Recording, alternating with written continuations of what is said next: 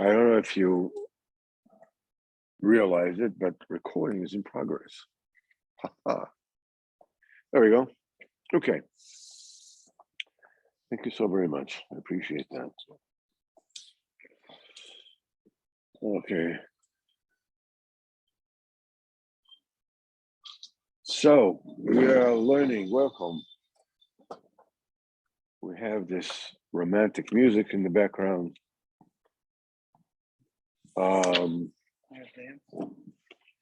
Yes, we are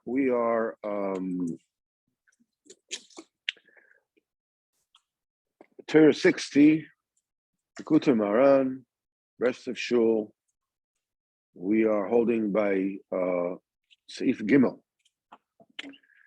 So until now, we have learned that there are routes, there are thoroughfares, areas in Torah which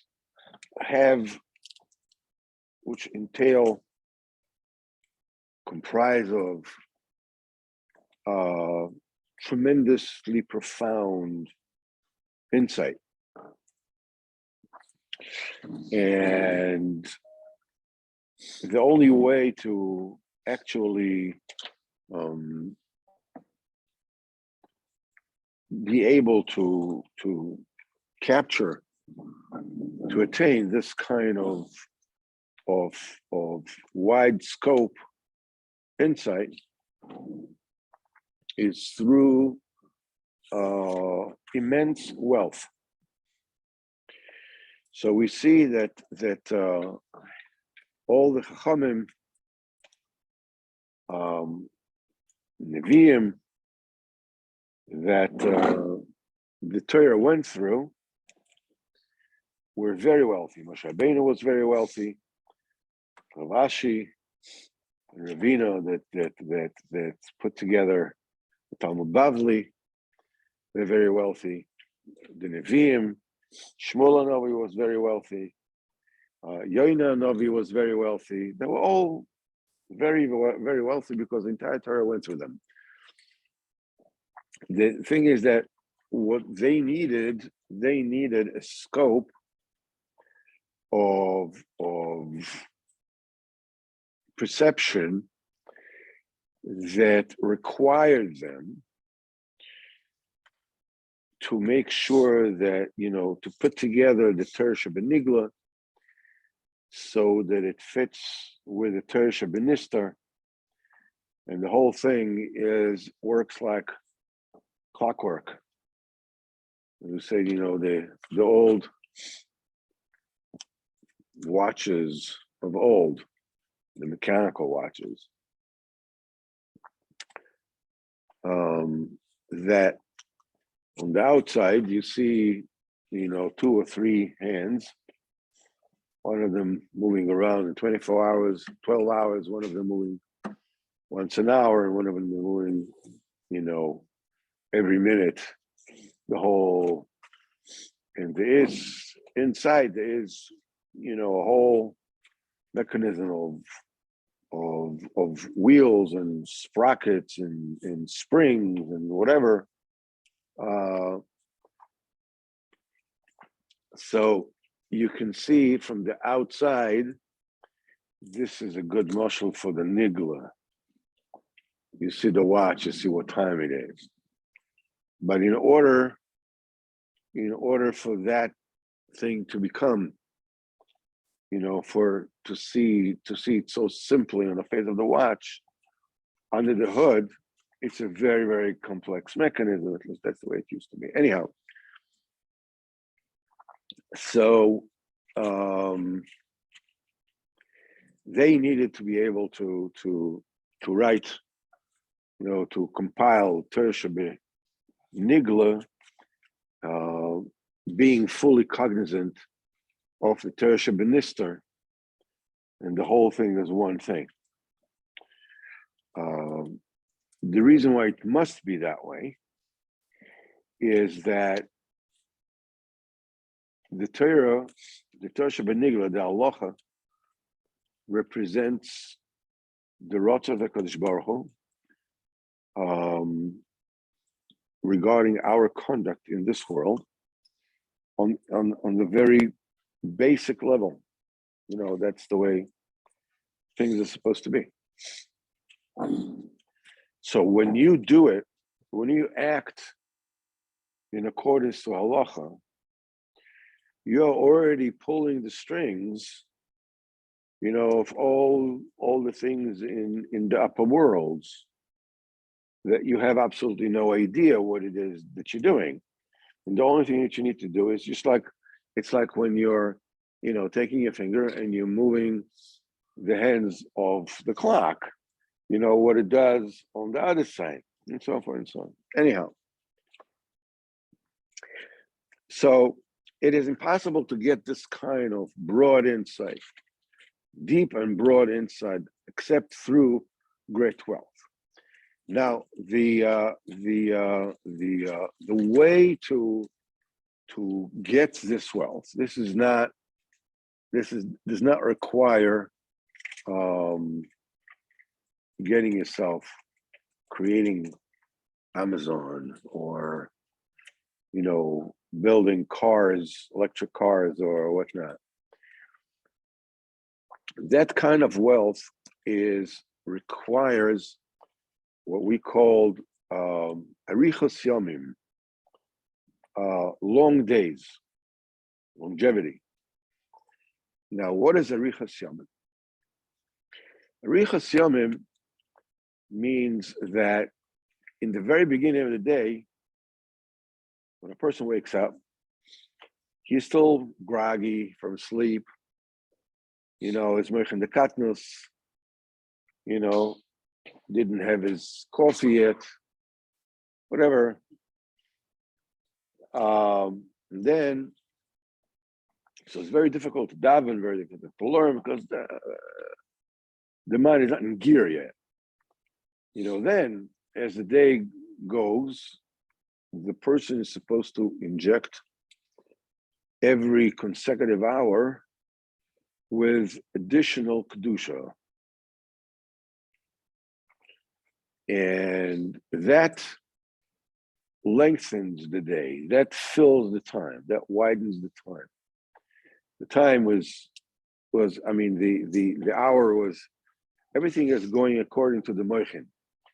And if the beginning of the moichin, the consciousness was very constricted, that means that it's narrow, that your hour is very narrow, and you're supposed to widen it step by step, hour after hour, and then you finish the day. The next day, you keep on adding, and so forth and so on. This is how you are lengthening your days. You are making your days long and big, and enable them, and therefore to be filled with wealth, the kind of wealth that will enable you to have this insight into Torah. Now, in order for us to understand, it's very easy to hear these words, and you're saying, like, every single day you're supposed to lengthen your days. Let me have an empty cup, if you don't mind, before this tea becomes coffee. We'll just take out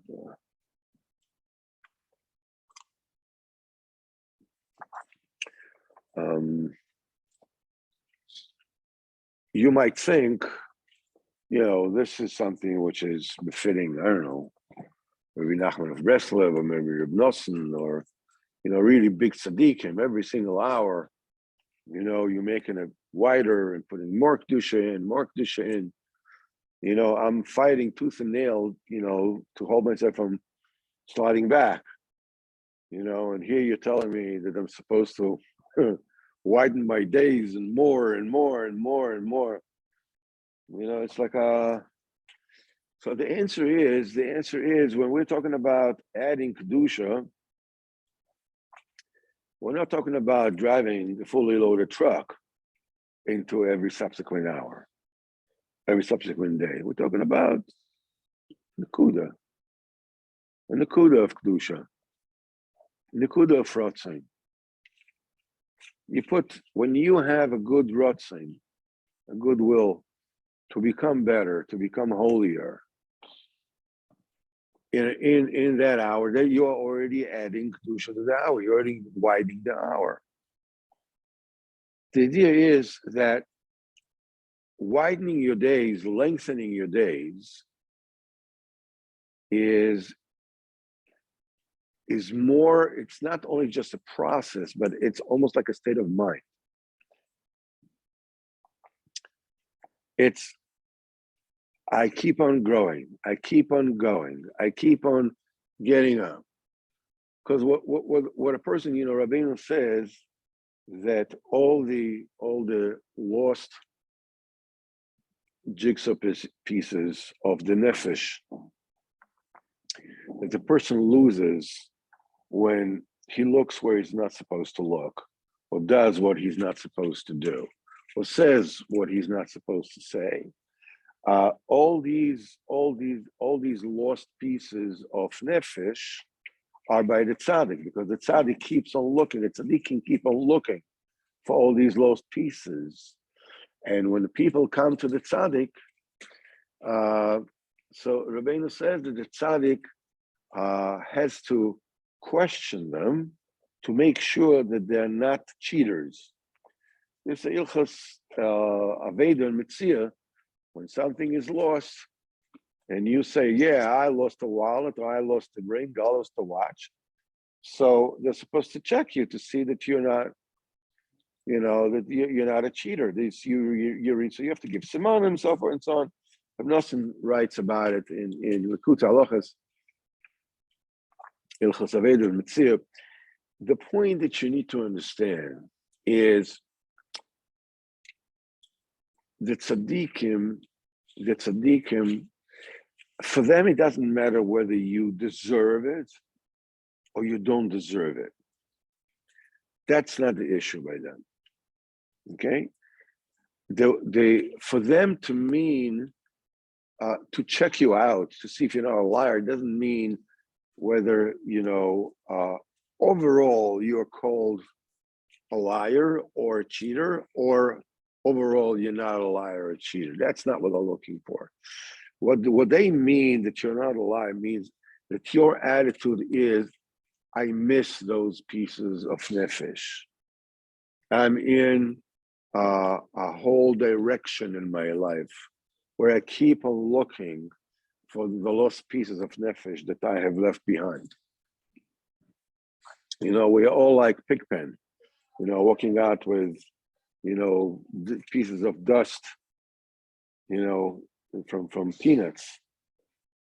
Pigpen, the character Pig from Peanuts. That kid is always dirty. Wherever he's walking, there's dust falling from him. Whatever it is, like that. So anyhow, how does he check if you're not a Romai? What? How's the tzaddik? The tzaddik. The one thing that the tzaddik checks for is, do you need it?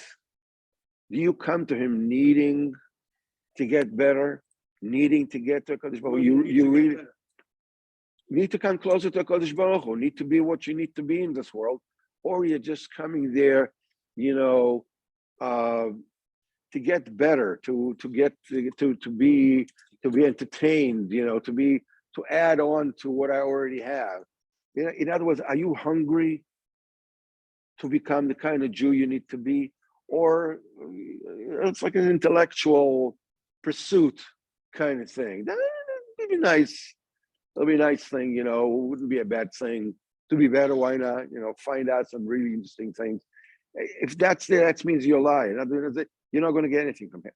You have to come from him, meaning that not being a liar, meaning I'm looking for the truth. I'm looking for the real truth because I realize that there's so many holes in my pocket, that everything falls off, and there is Olam Haba, and there is Olam Hazeh, there's a Kodesh Baruch Hu, there is a Enochinami. Rav Shimon Bar Yochai says in Akdom Zer, in Bereshis, I'm not sure. He says, Rav Shimon Bar Yochai says there are three kinds of Yiras Shamayim. There is a Yiras Shamayim where a person is afraid from a Kadosh Baruch Hu, God should Chas v'Chalila hurt him or his family or his children. So says that's the lowest kind of yira. Okay. Then there's another yira which is higher than that, where a person is afraid. Olam haba. What's going to be. There's Gehenna Shem Yerachim. There's all kinds of things that the person will go through. If he doesn't. So that's a higher kind of yira. It's not just for the here and now, but it's for and it says but there is another year above that you are afraid to do an avera because of your realization of Kodesh Baruch Hu's greatness, because you're afraid to lose the connection with the Kodesh Baruch Hu. And you don't want to hurt that. You have a relationship because you don't want to hurt that. Melech, it's just like that's the highest in here. But even if the lowest kind of yira,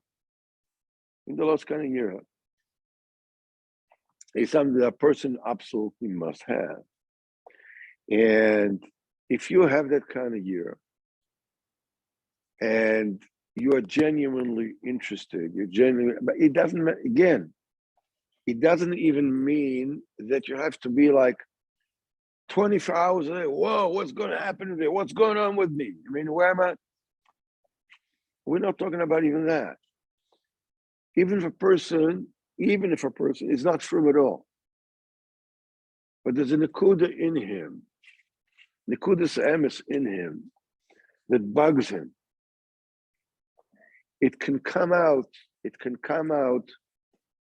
in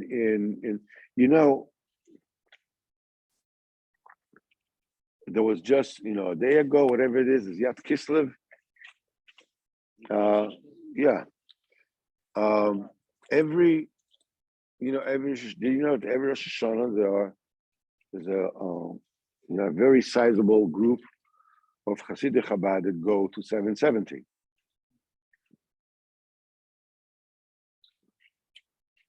I don't know how many thousand, but many people go. Have you ever seen an article about that in any of the secular newspapers? Have you ever seen, a debate? Why you're leaving your home for Shoshana, you leave your family, you go to 770? Not a peeps. Yet. They live there. No, from here. We're not talking about those who live there. Those who live there.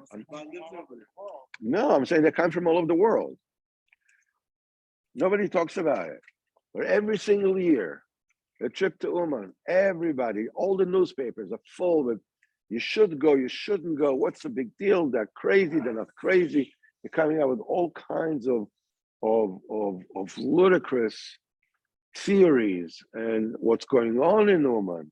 And Hashem Yerachem, all kinds of, what bothers them? What do you care? Jealous of what? That a few people are going to Ukraine? And they're connected. Oh, you're talking about something else. You're talking about it. Though I'm talking about fry people. I'm talking about secular people. Secular people, religious people, Haredi people. Everybody has an opinion about it. Who asked you? You don't want to go, don't go. But everybody and his uncle has an opinion about it. Because all these new people are coming. That's right. The point about but the Chilonim, they don't want they care. New people coming, not coming. Chilonim are coming. But why somebody was not going? What does he care? What does it have to be right in Ma'ariv or in Ynet or whatever it is on Jerusalem Post? What do you have to write articles about it? What do you care? And having opinions, you should go, you shouldn't go, whatever it is. The government should stop it, shouldn't stop it. All kinds of why? Why did everybody not say anything about 770? They don't have problems leaving Israel to go for a vacation in Switzerland. Right, right. But the point is there is an akuda of emes in them. And the emes in the trip to the tzaddik bothers them. Either let me forget, live in the world of forgetfulness. Don't bother me. I don't want to be bothered with this. This is the world, whatever it is. And this Nakuda of emes suddenly goes and it bothers me. So either I put it down or I go myself. Or try to go myself. I wish I could go myself. But you can't remain indifferent. Because it touches it, the tzaddik is asking every single Jew, not just the people who go to Uman, every single Jew, every secular Jew that anywhere, the tzaddik touches him. And that person is awakened to ask, what is this? Why are they going? They should be going, they shouldn't be going.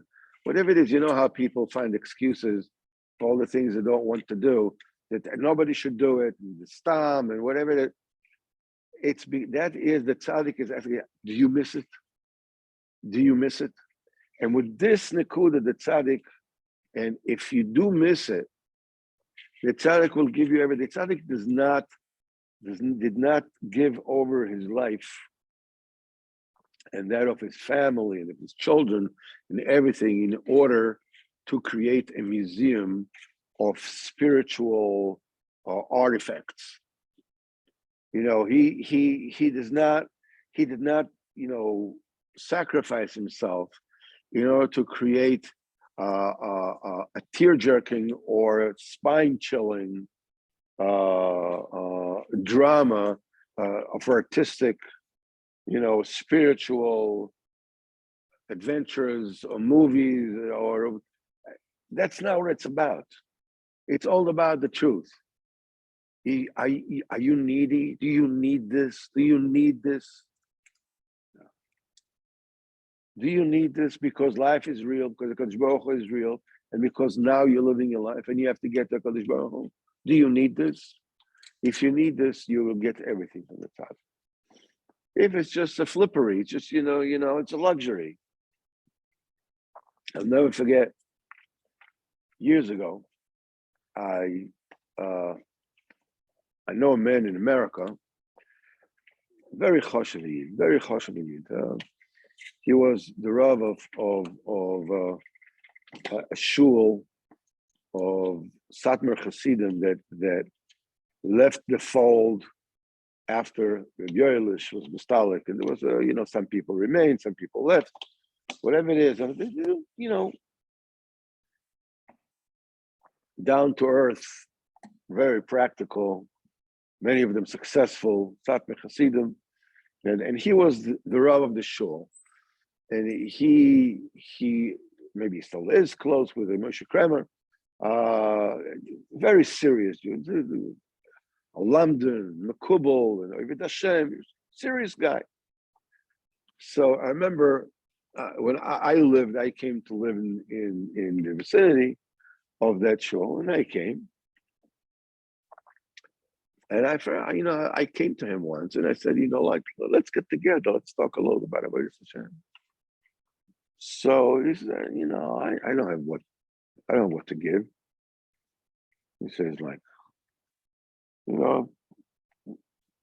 I don't have anything I can give you. So I looked at him and I was that's a funny thing. And I didn't say anything, but that's a funny thing. What do you mean you don't have what to give?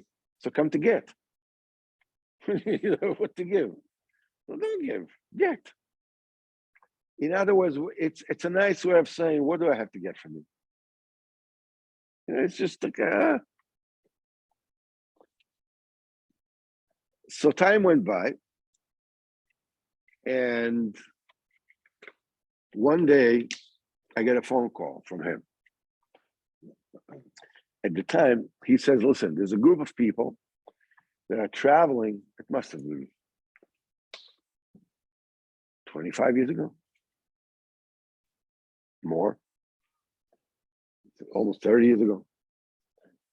Anyhow, so no, 25, I think 25, around 25 years ago. And he tells me, listen, there's a group of Jews that are traveling to Volodnik.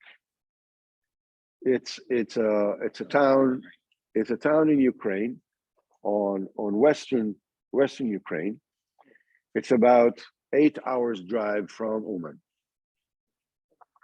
It's western Ukraine, northwest. I think no. I don't think it's even. I'm not sure where it is. Anyhow, yeah, it's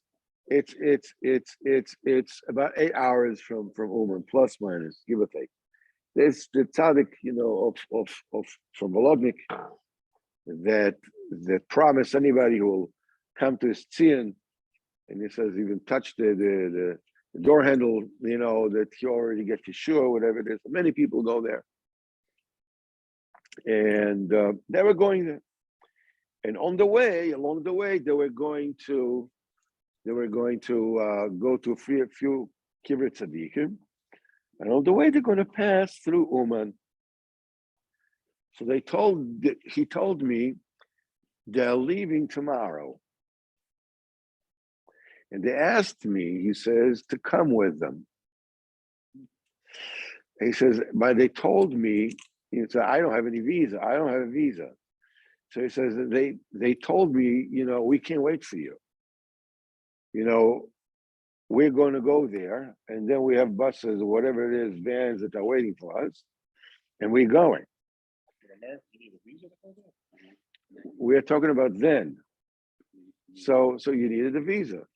So they said, we're going. We're not waiting. So if you get stuck, you're on your own. So he wanted my advice. What should I do? Should I go? Shouldn't I go? So I told him, go ahead, buy the ticket and go. So what about the visa? I said, don't worry about it. At that time, at that time, you just went there. When you got there, you gave him $50. They gave you a visa in the airport. I don't know if you remember that time, but that was that's how it was. But that, it changed. No. It was perfectly legal. That's the way it was done. He came to the airport, you paid him $50, they gave you a visa from America, gave you a visa on the spot. That's the way it was done. It changed different times, whatever. At that particular point in time, that's the way it was. I told him, don't worry about it. Just go, everything will be fine. Okay. He goes. After about a week and a half, 2 weeks, he comes back. So I meet with him. And so I asked him, well, how was your trip? So he says, don't ask.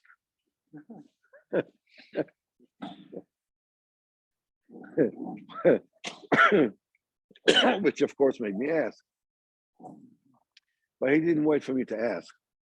He told me, he says, whatever you told me about the visa, it was just exactly that.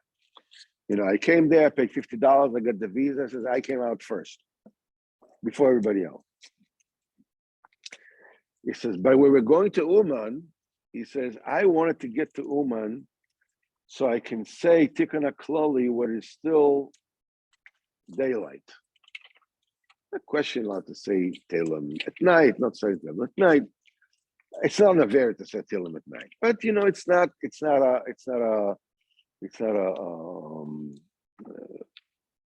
the advised the best thing to do. So nevertheless, by us, it was never a question. Day and night, whatever it is to come to Uman, we said Tikkun HaKlali, it's the first thing you should do. He said, so I decided, being that these guys came after me, I wanted to get to Uman while it's still daylight. So I took a taxi. So I took a taxi and I told him that I will pay him, more money if he gets to Uman, while it's still daylight. The roads were very narrow. It was it was 4.5 hours, whatever it is. So he says that he travels and the sun goes down, he travels, the sun goes down, travels, the sun goes down, he gets to Uman, it's dark. That's first of all. But not only that, because along the way, suddenly he gets a stomachache. And he tells the driver to stop the car by the wayside. And yes, to go out, he left all his luggage, only he just took his telephone phone. Oh yeah, whatever it is, it doesn't say his passport, I don't know. Looks down at them because it's El Khayid. He took his telephone film. If the guy goes, runs off with his luggage, he goes into hide.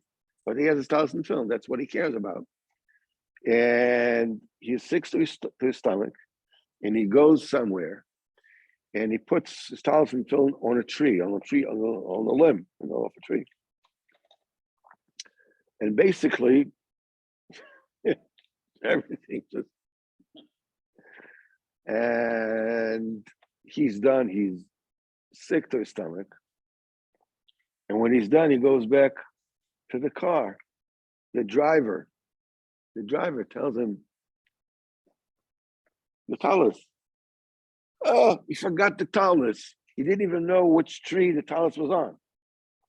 So he starts going searching for the tree above the place where whatever it is he had to do to get it. And then he gets to Uman and he wanted to go to the mikveh. He couldn't find the Jew that, that had the key to the mikveh. Later, it turned out that the mikveh was open altogether. He goes to the tziyun. He says, not only that I didn't feel what I wanted to feel, even what I didn't want to feel, I also didn't feel. Nothing, nada, zilch. So I asked him, did you write it down? Oh, why should I? I said, you should write every single word of your trip down and read it every single day. Why? I says, you're coming to the tzaddik, it's the big shot, you're a makubal, you want to have some madrigas, you come, you want to get that's the way you come to the tzaddik. The tzaddik says, that's the way you come.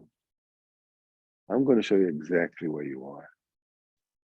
I'm going to show where your Yiddishkeit is, and it's without the goy, it would have stayed there. That's the way you come to me. You come to the tzaddik, you should come, mimicking a carpet, making a voice of a carpet on the floor, just like zilcho, nothing. Bittul, total bittul. Because he's a choshev yid. The Rebbeinu told, okay, I'll show you exactly where you are. On the other hand, I used to know another guy that I went with him to Uman, and this guy originated from Yashar, fell off the wagon, joined the army, got married twice, 2 children with each wife, then got divorced again, and was driving a bus, Borough Park to Williamsburg. That was his job. And he hated the people that he drove.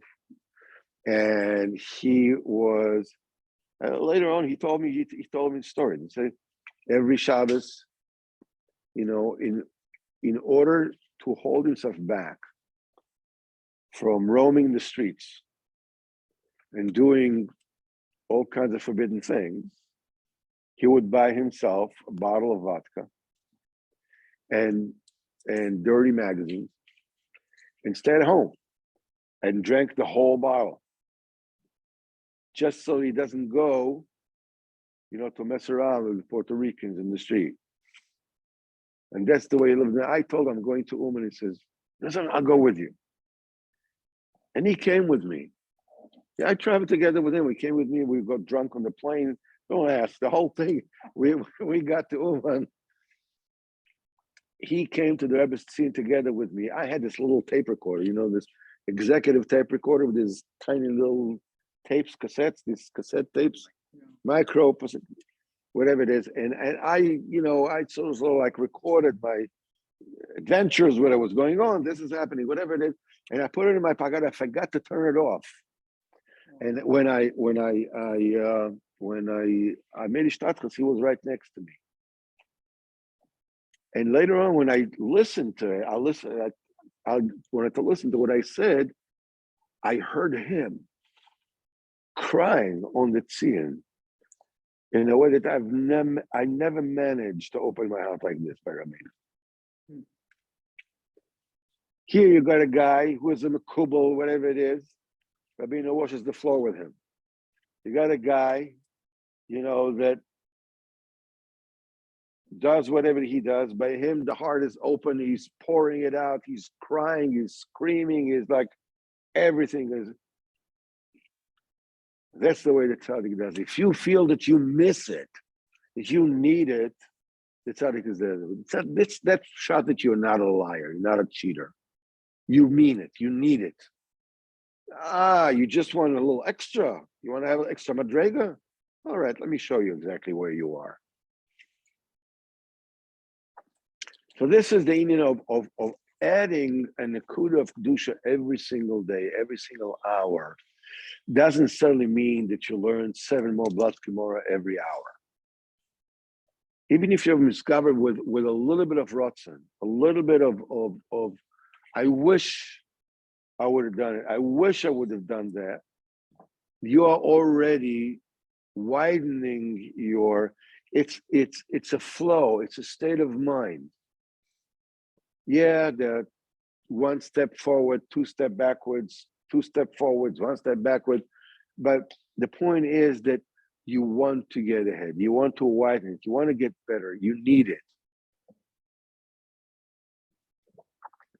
And this is how you come to this Arichas Yomim. And this is Bechinas Zakein, as we said, that to widen your days in additional kedusha every single day, and the additional is coming through yira. The yira is the thing that adds kedusha to you. That this is the thing that lengthens the day, that widens the day. The yiras Hashem toisif yomim. This is what the pasuk says in Mishlei, that the year of a person, through the year of a person is zeicha to lengthen and widen his days. The Gemara says, Yiras Hashem hi otzaroi. That an eitzer, an oitzer is something that is narrow in the beginning, and it is wide as it goes along. The pyramids are like, they're very little spitz in the beginning, and then it become very, very wide. In order to make a silo, in order to make an oitzer, a place of where you put things together, so you build in such a way that it starts narrow and then it widens. That's the way there won't be too much pressure on the walls. That there will be stable. They say that the Kadosh Baruch Hu has created the woman like an oitzer, so that she is narrower and then she becomes wide. So the baby,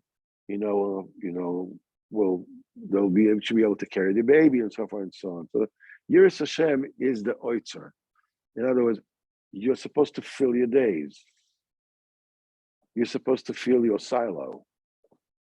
You're supposed to fill your machsanim, where it's kedusha. What is the machsan? The machsan, what is it's the yira.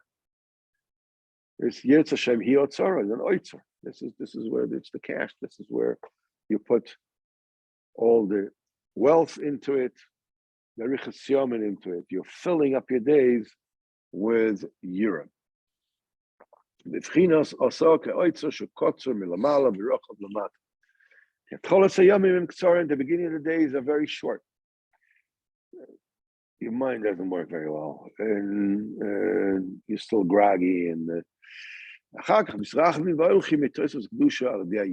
is the year that Yira is the motivation. You know, it is the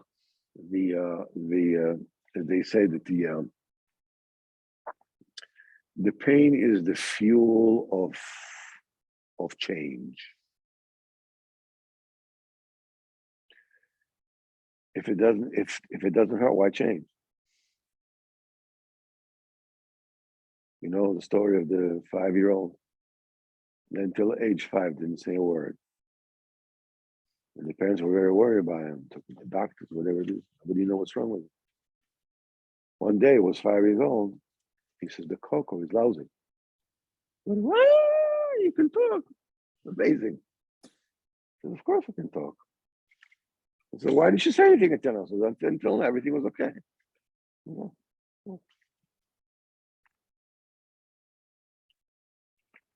Yira is the impetus for development. This is how you fill your day. Yes, and Hashem, next week we're going to talk about Tikkunei Atik, which is how we began the whole thing. Hashem Bar Yochai is the Atik Yomin, his son is Chochmah, Rabbi Abba is the Bina. We're dealing with Idra, the Idra Zuta, the Idra Rabbah, with Tikkunei Atik. This is what we will, B'ezrat Hashem, discuss next week. You said that a person does a sin, which children get punished. Yes, What? thank you. A person Yes. does a sin, his children get punished.